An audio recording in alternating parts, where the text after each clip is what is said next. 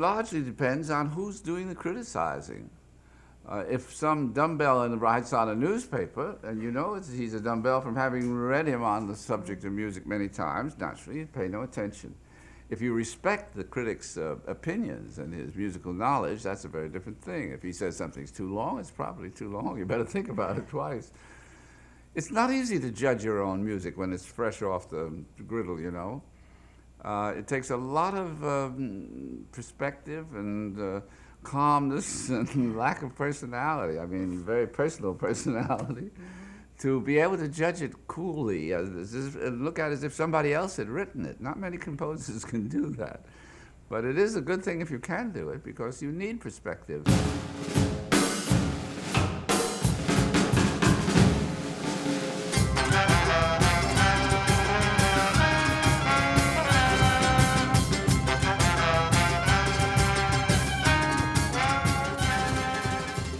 Welcome to Amusing Jews, where we celebrate Jewish contributors and contributions to American popular culture. I'm Jonathan Friedmann. And I'm Joey Angelfield. Producer-engineer Mike Tomren is working somewhere behind the scenes. Amusing Jews is a project of Adat Chaverim Congregation for Humanistic Judaism, the Jewish Museum of the American West, and Atheists United Studios. Hey, Joey. Nicholas Slanimsky's classic anthology, Lexicon of Musical Invective, collects critical assaults on composers published since the time of Beethoven. Slanimsky describes these insults flung at the likes of Beethoven, Mahler, Tchaikovsky, Copland, and other world-famous composers as biased, unfair, ill-tempered, and singularly unprophetic. But just because history extols the greatness of these composers doesn't mean that we, or the critics, have to agree with them. There's a difference between appreciation and affection, between recognizing talent and having our own taste. Our guest today knows all about this. We're delighted to talk with Nolan Gasser, a composer, pianist, and musicologist who's the architect of Pandora Radio's Music Genome project. His compositions include the musical Benny and June, the opera Secret Garden, and the orchestral tone poem Cosmic Reflection. He's also the author of Why You Like It, The Science and Culture of Musical Taste. Nolan, welcome to Amusing Jews. It's great to be here. You're an accomplished pianist and composer with fluency in a variety of musical styles, including pop, rock, jazz, Broadway, and classical. How did you get involved in music? Well, music got involved with me from a very, very early age. I don't have memory of my first experience, but from family lore, when I was 4, I went to the piano of a friend of my mom's house, and I have a brother who's 3 years older, and he was studying with a local teacher. And one day I went to the piano and started plucking out one of his lesson songs. And at first my mom thought it was just kind of, an accident, like, sort of a monkey playing, and getting it right randomly. But then a couple days later, I went to our piano and did it again and started, experimenting clearly in a way that was, intentional. When I showed up with my brother at his lesson, my dad said, hey, you should give Nolan lessons as well. He's showing some talent. And Mr. Crane said, I don't take 4-year-olds. Bring him back when he's 6. And my dad, I think, really tried, but to no avail. But I actually think that may have been a blessing for me, that those first couple of years almost sort of forced me to rely on my ear to develop, my own, internal passion that I wanted to play, even if the teacher wouldn't teach me. And then, of course, a couple of years later, I did start lessons and then moved to a more serious classical teacher, and the rest is sort of history, and started making money when I was 10 or 11. So music has been, who I am for a very long time. Yeah, one of the things I appreciate about you and your background is how eclectic you are. I'm an eclecticist as well. And maybe those early sort of do-it-yourself experiences that you had helped you to cultivate a more what we used to call a Catholic attitude towards music. Yeah, I think, it is just an intrinsic, penchant of mine to be, curious and to be, eclectic. I've always been eclectic. And I really had an outlet for my budding eclecticism for my first gig which I had when I was 11, started when I was 11. I grew up in La Mirada, California, just a small town in south of LA. And, in the mid 70s, they built the shopping center with a food court and an arcade at the end of it. And so a buddy of mine would go every weekend we could bring our quarters, to go to the arcade. And one day there was a black and white checkered stage with a piano on it. And in the food court, my buddy dared me to play. And I'd been, of course, playing, to local friends at the local park. And so I did. Pretty soon there was a crowd around, and then he grabbed a brandy snifter, and then he somehow found the mall manager, and they hired me. And so every weekend, Saturday and Sunday, for about the next 5 years, I played in the food court of the La Mirada Mall. And what was so, aside from getting all that money for an 11 and 12-year-old, I'd have people say, hey, can you play Scott Joplin? Can you play, Rodgers and Hammerstein, Sound of Music? Can you play Stairway to Heaven? A lot of people asked me if I could play Stairway to Heaven. Can you play Mozart? And I just, what I learned is if you want to make money, if you want to be a musician, you gotta be Catholic. You gotta be eclectic. You gotta be able to play it all. And of course, this is way before you could just, turn on a computer and get access to songs. So I'd have to, go to the library and find the song or buy the record. And that certainly developed my ear, but it did two things. It developed my facility to be eclectic, but I think it really, in retrospect, was this lifelong interest in what is musical taste. Why did that lady want to hear Sound of Music? And that lady, want to hear Scott Joplin, and what can I learn about how they, carry themselves to figure out, what that is. And of course, many years later, I got a chance to work on that problem more scientifically. Enjoying the show? Click like and subscribe.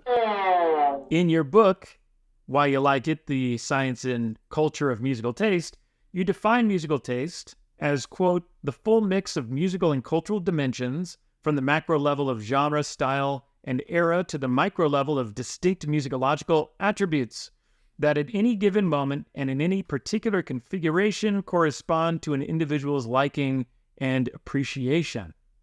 So how do we develop our musical tastes, and why are we so passionate about them? The passion part, I think, is, transcends even our personal taste. I think it is part of who we are as humans. It's a big topic, but it's certainly one that I explore in the book. Music is part of what it means to be human. Our brains have evolved over the last, over millions of years, and certainly since we as Homo sapiens 200,000 years ago, to be able to comprehend, to appreciate, to discern, to make meaning of, and to benefit from music. It brings us together. It calms our moods and emotions. It defines our identity. So we are hardwired to love music just as a species. And then, of course, we are all individuals. We're a product of our culture. So where you grow up, when you grow up, is a big part of how your musical taste gets defined. If you grow up, in rural Tennessee, you're very likely to be a country music fan because that's the cultural environment in which your musical taste and your identity coalesce. If you grow up in Rio de Janeiro, you're, gonna like, bossa nova because that's part of your musical DNA. What groups and circles do you hang around with that introduce you to this kind of music, but not that kind of music? And then, of course, it's who you are as an individual. Are you, are you an extrovert? Are you an introvert? Are you very curious? Are you, more, conscientious in your attitudes? So, and it's not to say that it's a one-to-one correspondence, but all of those things assemble to, at the end of the day, make, Jonathan, your musical taste different from your siblings, for example, and Joey, your musical taste different from your parents, and so forth and so on. I'm also kind of wondering about, sometimes we're like in a mood for music or, going through a phase of music. I was really into folk punk when my dad passed away in 2012 and such. And yeah, I'm kind of wondering about that also. Well, there's a couple of things there. I mean, certainly one of the things that I talk about in the book and I think about a lot, and it's a very difficult, thing to quantify, is the degree to which context influences our taste, not just for music, but for anything. Is it in the morning? Is it at night? Is it when you're with friends? Is it when you're by yourself? But that also then extends to different, chapters of your life. Certainly when you're in your, late teen, or, your tweens and your teens and your early 20s, those years are when you are breaking from your parents, and to a certain degree breaking from your siblings and breaking from your friends even, to become who you are. And so music, because it is so tied with our sense of identity and has these, this power to shape our memories and all that, music becomes that soundtrack to who you are. So we all have the experience of hearing a song that we heard back when we were in 6th grade, or when we were in high school, or, when we, first fell in love, or whatever it may be. That, or when, when we think about our father, certainly, my father passed away, 6 or 7 years ago as well. And there are so many songs. I mean, he just loved Beethoven's Ninth and would play it. God, would he play it over and over and over again, and it would drive everybody crazy. He had a certain kind of, almost a musical sort of deficiency that most of us get sick of music after a while. And he just had this, almost an obsession with a particular piece. But, that brings me back to him, or for you, Joey, it was a certain, folk punk that at that particular moment. And you may grow out of that. And now maybe when you hear those songs, it's more nostalgia than passion. And so that just means that you've moved on, and there's other kinds of music that are forming this chapter of your life, but they're still part of, your story. You prefer the term musical species rather than genre. Why is that? Well, it's a little bit of a, tongue in cheek, so that this obviously brings up, my work with Pandora. So the story there is that I was finishing up my PhD in Renaissance musicology, which of course is its own story. But I was finishing that up and thinking I was going into academia, and I got connected to these guys that just started a company. It was called Savage Beast Technologies in the early days. This is around 2000. And the idea was, how can we better connect musicians to their audience? How do we have musicians find their audience, and how do we have people discover bands that they wouldn't otherwise? And the best way to recommend music in those days, before what we were doing, was things like Amazon, and it's called collaborative filtering. So, you bought In Sync, and people who bought In Sync also bought, Backstreet Boys. So we're going to give you both of those. So it's kind of based on purchase behavior. And so we said, let's do this according to the intrinsic dimensions, the actual musicology, notwithstanding all the other things that impact taste. But let's just look at what's under the hood of the music, the harmony, the kind of melodic structures, the form, the instrumentation, the sound level, the mood, break these down in a sophisticated way. And we called it, almost again a bit tongue-in-cheek, we called it the Music Genome Project, because this was 2000, and the Human Genome Project was all the rage, right? Clinton, and the administration gave it, lots of money and all that. And so I think, again, it was just sort of a play on words, but as I really thought about it, so I was put in charge of this project. I was hired as the music guy for this new company. I'm the architect of this thing called the Music Genome Project, and ran the coding operation, which was all done by trained musicians, putting on earphones and listening to songs and going through hundreds of factors. So we called it the Music Genome Project. And so I really said, if we think about the human species, we are a species, we all have the same set of around 20,000 genes in our 23 chromosomes. And it's the way that each one of our genes are expressed that makes us who we are. And so our genes are expressed in a very similar way to our siblings and our parents, and somewhat similarly to people that, in our cultural background, like, Ashkenazi Jews, right? But, still there's some relationship to all other humans, and even to,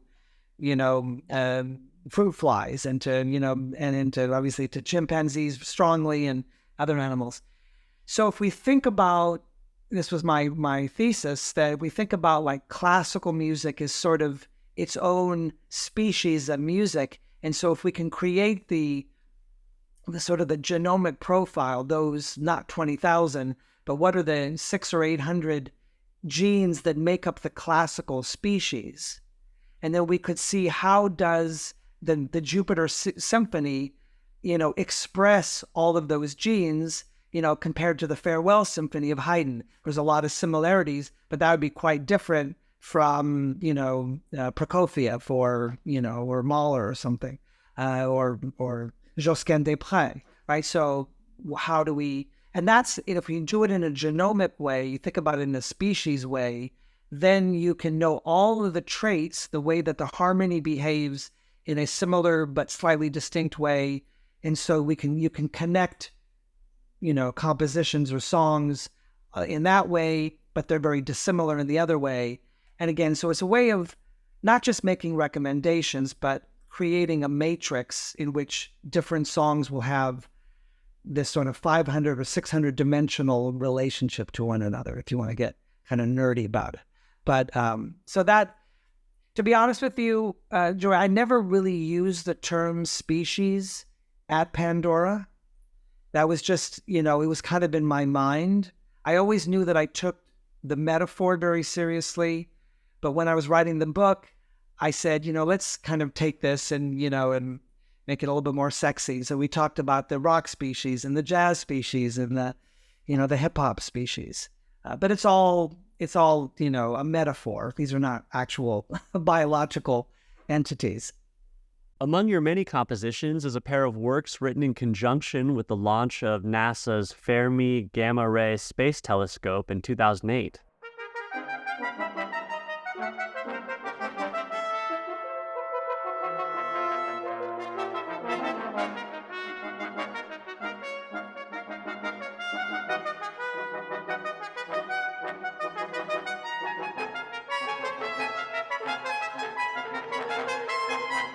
Could you tell us about these pieces? I went through a phase where I was definitely an amateur cosmology, geek, where I just, I became kind of obsessed. I have no formal training in physics, and all those Greek letters, mean nothing to me. But I became really interested in, the story of physics and, the sort of general model and, and general relativity and the origins of the universe. And I started having, folks that I hung out with and knew a lot about that, including at Stanford, including a professor named Peter Michelson, who was is a professor at Stanford in their physics department. And so he got to know me and my, obviously my compositional activity. And he was the PI, the primary investigator for this gamma ray space telescope. He said, hey, how would you like, so we're having the launch of this telescope from Cape Canaveral, in 2006, whatever year it was, in October. I think it'd be really cool if you wrote a piece for it. So we decided, we thought about it, we had a connection to the American Brass Quintet, a phenomenal brass quintet. And so I said, great, let's do that for Brass Quintet. And so I wrote that for them, and they just performed it amazingly. It was not an easy piece. But what I really tried to do in that piece is, there's no text, but I tried to kind of tell a story. I mean, there's a whole notion about how can music have meaning? Can music kind of like, the Sorcerer's Apprentice? Can music kind of tell a story in a way that can be discernible? And And so I told, like, there's portions of it where I almost go through the history of science and history of, physics, and another section where I go through the different spectrums of light. And then, it's all abstract, but, my attempts to do this with and certain themes which keep coming back. And so we didn't perform it live because if you've ever been involved with a launch, it never leaves when it's scheduled. There's always a delay. And we did get a couple delays, but we had it recorded. And so and we were able to witness the launch. My family and I went out there, and it was extraordinary and a very successful launch. And so it was played at that launch. So NASA, Goddard, the Goddard Space Center, part of NASA, they not only were supportive of this, but they got their visual team to basically take the recording and my little narrative, and they did this beautiful video with all kinds of cool, scientific, realizations, and from the Hubble Space Telescope and all of that. So we performed it a number of times. It was on the American Brass Quintet's album and got a little bit of nice airplay. And so the next year, actually, it was the year anniversary of the launch of the Space Telescope. There was a big gathering at the Kennedy Center. And so, Peter said, hey, that was really cool.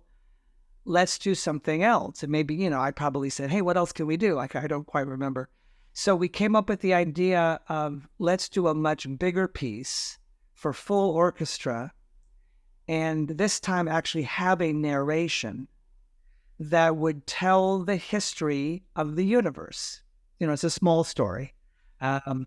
So just tell this story of, 13.7 billion years of development of the universe in 45 minutes.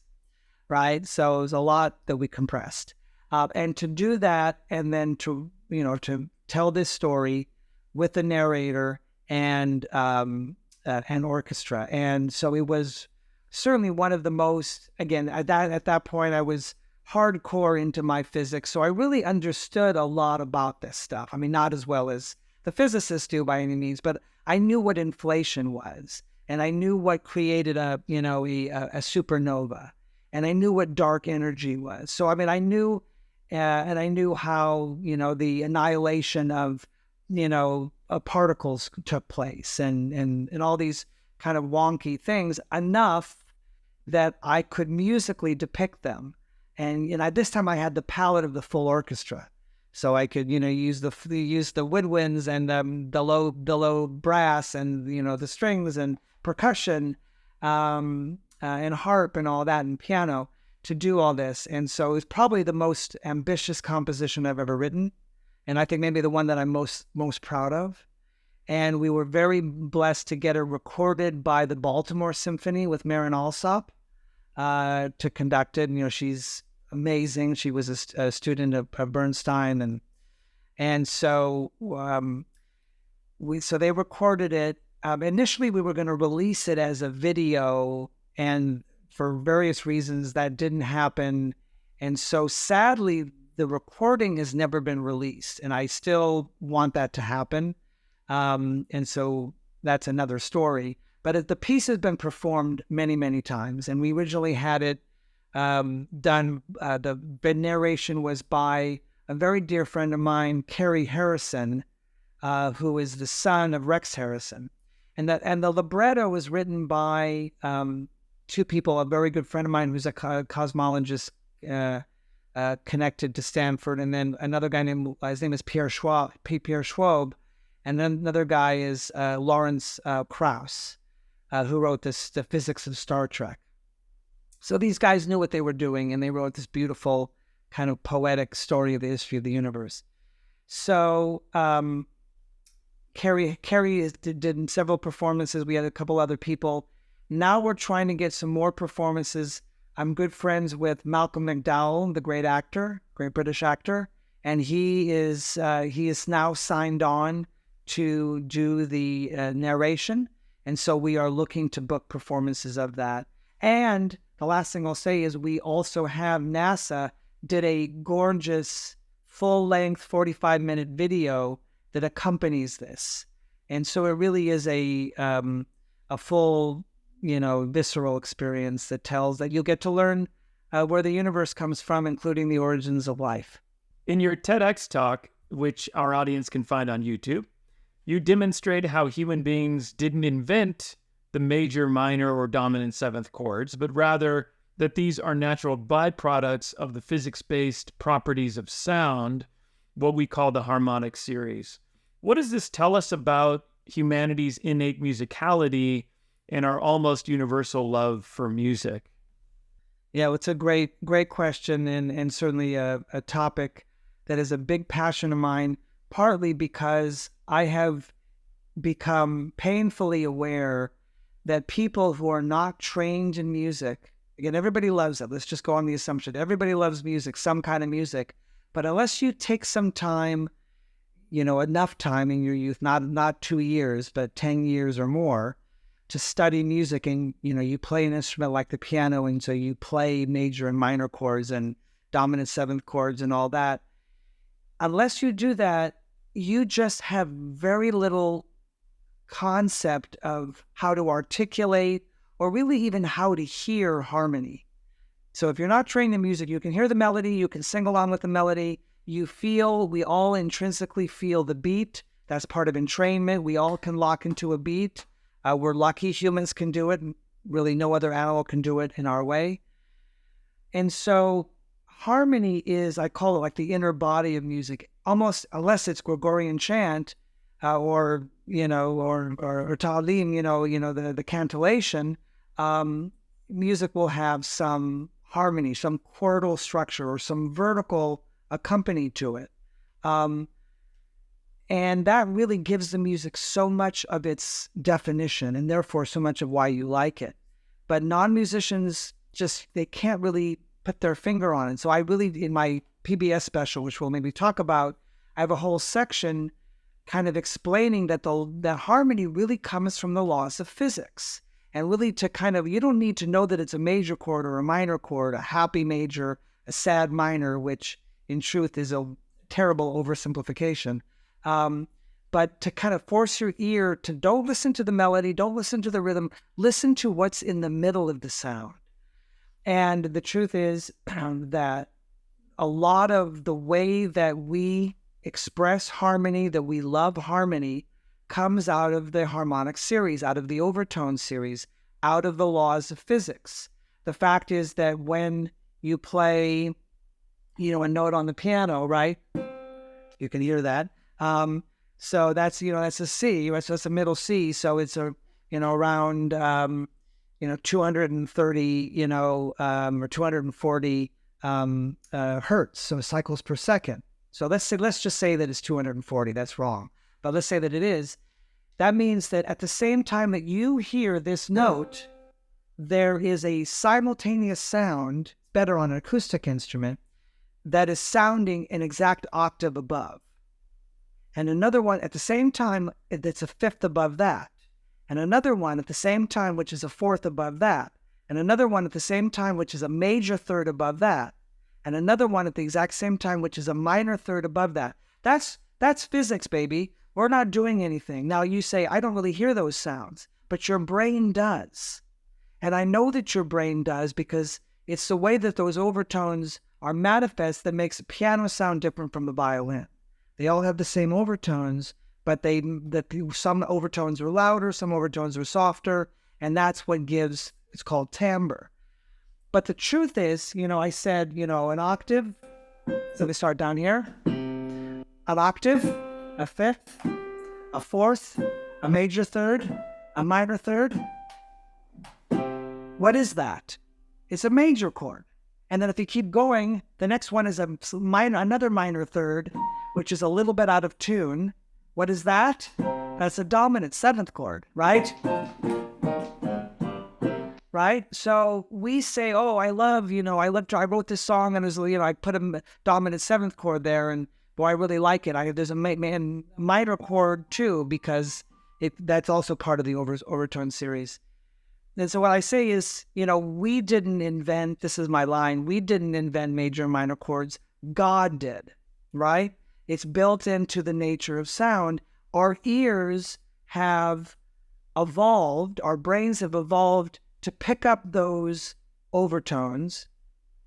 And when we make music, when we think, when we process music, we are naturally inclined to love those sonorities because that's how nature works. The last thing I'll say is, you may say, well, why is it those particular intervals? And that's because physics, which is math, right? When it's a harmonic, when it's a really kind of a clear sound, it produces what is called harmonic overtones. Like if I do this, right? Or there are so many different frequencies that it's not harmonic. So it wouldn't be an octave and a fifth because there's no pitch. But when it's a pure pitch, like 240 hertz, the next overtone is, so if that's X, the next one is 2X. So it's 240 and then 480 and then 3X. So what's 4? So then 660 and then 880 and then 1100. And then my math is going to start, messing with me, right? But it turns out that those integer multiples, X, 2X, 3X, 4X, 5X, 6X, 7X, 8X, on and on and on, until it really becomes impossible to hear, even for our brain. That's an octave, a fifth, a fourth, a major third, a minor third, and so forth. So physics dictates how these pitches assemble, even when it's just one pitch. And so as I say, that even if someday we hear music, from the Andromeda galaxy or from one of these exoplanets, I would predict that we'll hear major chords and minor chords because their physics is the same as ours. So if they create a pitch, it would also be an octave, a fifth, and a third. I'm sure it's going to sound different, just like music from India sounds different from music from, Tennessee.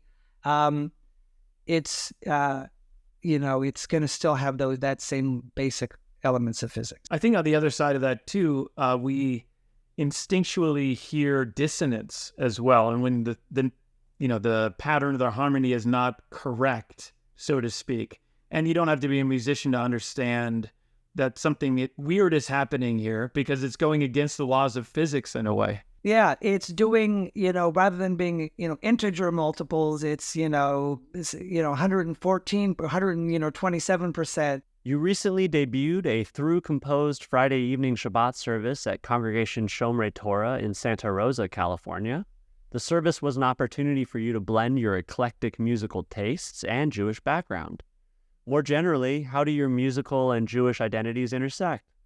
Growing up, again, we talked about where does our musical taste come from. Certainly a lot of, Jews' musical taste comes from being in synagogue and hearing the liturgy, week after week after week, and knowing those tunes. They're not just tunes we know, they're tunes we feel, they're tunes that are part of who we are and bring us together as family and as a congregation. So these are, melodies that are very much part of my identity. I've written several pieces over the years that have a Jewish, quality, in particular pieces that I've written since being a member of Shomrei Torah in Santa Rosa. So Rabbi George Gittleman, who, has just become a real, friend and a real mentor of mine. So I perform there like every High Holy Days, every Kol Nidre. I always do my take on Kol Nidre, and I've been doing that for a long time. And so, where I don't just play it. It's not the block version. It's it's my own sort of go to town version. I'd always thought about it, but I said I really want to write a complete Shabbat service, where I write, everything, even the Shema, right? And even some of the, Lachadodi and all these pieces that I know there's great versions and I'm not going to replace any of them, but I want it to be my take on this. And that gives me the ability to do a musical theme that connects, from beginning to end, and all of the different blessings can have similar musical arcs, bring back things. And very much this is in keeping with, my identity as a musicologist and having studied for my own, academic work, music of the church, right? So I studied, my dissertation is on sacred polyphony and veneration of the Virgin Mary between 1480 and 1530. As I always say, a good topic for a nice Jewish boy. And that's because this music just really blew my mind, and I had to discover why it was so beautiful, Josquin des Prés and others. And it's so very common in that era to do a mass cycle. So the Kyrie and the Gloria and the Credo and the Sanctus and the Agnus Dei, all written as one whole. And there would be themes that would connect them. So to me, it's very natural that we figure out, okay, what are the prayers we're going to set, and let's set them all as a single thing. And I've come to find that it's actually not that common. And so, with Eric Wisner, who's our cantorial soloist, soon to be a cantor, and I worked closely together along with Rabbi George to say, okay, let's actually do this. And because Rabbi George was retiring, that put a date on the calendar, and there's nothing like a deadline to make sure it gets done. And I did manage to do it. So we selected the pieces, and as again, I'm an eclectic guy, so I'm not going to write it all in one single style. I wanted it to be a mix of some traditional, some hip hop related, some, more pop rock, some classical influence, but hopefully still unified because it's all me. And there would be, some, other ways in which the pieces were unified. And so it was, we already have a couple more performances, being scheduled, which is exciting. And we're talking about publishing it. So maybe it'll have a life well beyond Shomrei Torah. But I wasn't doing it to make money, clearly, but just doing it as a personal, journey to be able to kind of leave my stamp a little bit on Jewish liturgy. And I know that Shomrei Torah is now performing, a number of pieces, incorporating them, along with all the other, the Debbie Friedman, songs, and interspersed occasionally. What can you tell us about your upcoming PBS special? I sort of fell into the PBS special. I didn't go out starting to think that there was going to be a Why You Like It PBS special.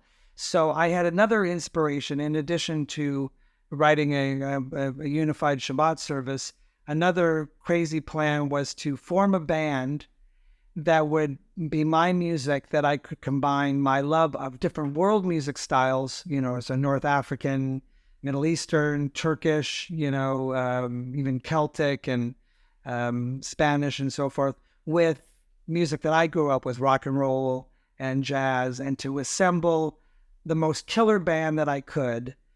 These amazing musicians, obviously I'm a pianist, but to get, just to assemble this great band and to record an album. And so I did, get, so like Tim Reese, who is the sax player with the Rolling Stones, who's also Jewish, by the way, been playing with them for 25 years. Jamie Haddad, who's played percussion with Paul Simon. Carlitos Del Puerto, who's not Jewish. He was Cuban, playing, he was the bassist, he was Chip Corea's bass player, and so forth and so on. So this is like everybody's a monster. In fact, the name of the band I came up with is the Mighty Mighty. So it's Nolan Gasser and the Mighty Mighty.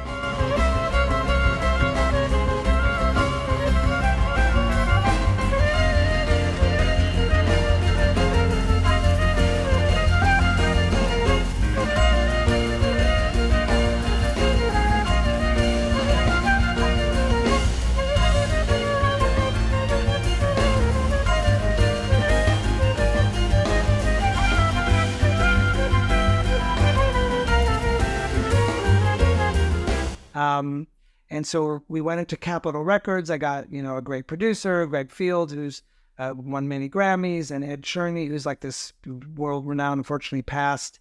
He may have been Jewish. I think he was. A producer, I'm an engineer rather. And we went to Studio A of Capitol Records, which is where, Frank Sinatra recorded and Paul McCartney and Beach Boys and all that. So it was just unbelievable. And we recorded this album. It's called Border Crossing. And it's still not out yet because now we have this PBS special coming out. But we recorded the album, and then I have a manager. And so we were thinking, well, how do we really get this band, some publicity so that we could go and tour? And we could go into, not arenas, but we could go into, performing arts centers, 1,000 to 2,000 people and sell tickets. And the only way to do that, since, I have some name recognition, but not a lot. And as great as these musicians are, most of them are not, household names. And nobody knows the name of the band. So how do we do that? So my manager, a guy named Bob Murray, had connections to PBS. He had been Yanni's manager for many years, among many others, and had done a bunch of PBS specials, so he had connections. And so we pitched the idea of doing the band a concert, and then we just kind of a little bit talked about how, like in the show, the first show that we did, I'm a musicologist, I'm the Pandora guy, and I talk about musical taste and a little bit of music and science, but that really wasn't like, I wanted just to have my band on PBS. But he said, what I really like is this mixing of genres. So I'll spare you a lot of details, fast forward. And so now we have this special, it's called Why You Like It, Decoding Musical Taste. So it's got my brand, Why You Like It. And it really is a hybrid between I wouldn't call it a documentary, but it's this kind of discussion, this explanation with amazing animation. So it's me talking with this great animation, going through all these different chapters, right? So there's a chapter on music and physics, music and the brain, music and anthropology, music and psychology, music and culture. And then we filmed the live concert with my band, the Mighty Mighty, with we have 4 great vocalists. So Let Us See, you may have heard of her. She's a big R&B star, and Aimee Nubiola from Cuba, and Etienne Charles, who's from Trinidad, and then this amazing female singer named Malika Tyrolean, doing some of my music, but also other music. And so every chapter or every segment of the show, I explain why you like it and how the brain explains why you like it, and then we go into a song. And if you remember the old VH1 music pop-ups, so we kind of do an updated version of the music pop-ups where I'm kind of explaining what's going on. And then the last thing is we have an app on your phone. So while you're watching the show, you download this app, and then you're learning about music and physics and music and harmony. And then it'll say it's time for question 3, and you'll go to your phone, it'll buzz, and you'll answer a very simple quiz question. Like, I wrote a simple quiz. There's 8 questions and 5 potential answers, and take you, 10 seconds to answer. And based on your responses, I created this very complicated matrix using AI so that you will get your own personalized playlist. So after you answer these 8 questions, you'll get handcrafted by me, a very eclectic playlist, everything from, Mahler to Motley Crue, whatever it is, depending on so there's 30 different playlists. And depending on how you answer those questions, it kind of fits your musical, your identity, right? And so it's a little, it's a little fun. Obviously, I don't know you that well, so I'm going to get some things wrong, even from 8 questions. But it's coming out in March next year during the big pledge drive. And PBS is all over it. It's going to be across the country. They're putting a lot of resources, money, but also a lot of enthusiasm. We'll be doing rollouts in all the different markets. and most importantly, my band is going to be on television, and so hopefully we're going to get some good bookings, which we're already starting to do. But that's so it's called Why You Like It: Decoding Musical Taste, PBS in March, and I think it's going to be really fun. It's turned into a really beautiful show, just the way we've got an amazing team, and again, the animation is going to blow people's socks off. That's awesome. And the Mighty Mighty album is going to come out at that time as well. And then the Mighty Mighty album will be one of the the pledge gifts. And then of course it'll be like just on PBS for like a month, and then we'll release it everywhere. And I'm sure it's going to shoot to #1, and people will be saying, Taylor who? Well, Nolan, thanks so much for joining us. You're very welcome, guys. It's a lot of fun. And to our audience, now back to your regularly scheduled lives. Amusing Jews is here to amuse you. If you like being amused, go ahead and click like and subscribe.